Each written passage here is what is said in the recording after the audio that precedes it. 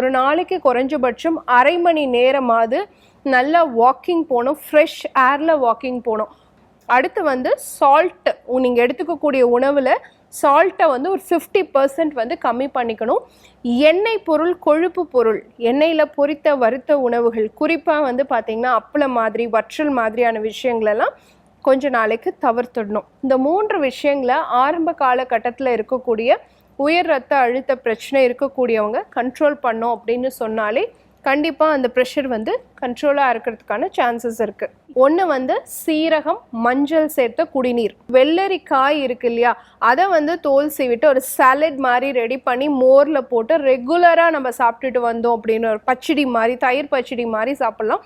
இல்லைனா அரைச்சி மோரோட கலந்து கூட சாப்பிடலாம். அந்த மாதிரி நீங்கள் எடுத்துகிட்டு வந்தீங்க அப்படின்னு சொன்னாலும் படிப்படியாக அவங்க உயர் ரத்த அழுத்தம் வந்து கட்டுப்படுறதுக்கான வாய்ப்பு இருக்குது. அடுத்து ஆரஞ்சு பழம் இருக்கு இல்லையா, அதில் வந்து ஜூஸ் மாதிரி போட்டு ஒரு நாளைக்கு ஒரு வேளை நம்ம எடுத்துகிட்டு வந்தோம் அப்படின்னு சொன்னாலும் கண்டிப்பாக நம்ம ரத்த அழுத்தம் வந்து கண்ட்ரோல் ஆகிறதுக்கான வாய்ப்பு இருக்குது. அடுத்து கொத்தமல்லி விதை வந்து ரெகுலராக வந்து உயர் ரத்த அழுத்த நோயாளிகள் எடுத்துக்கலாம்.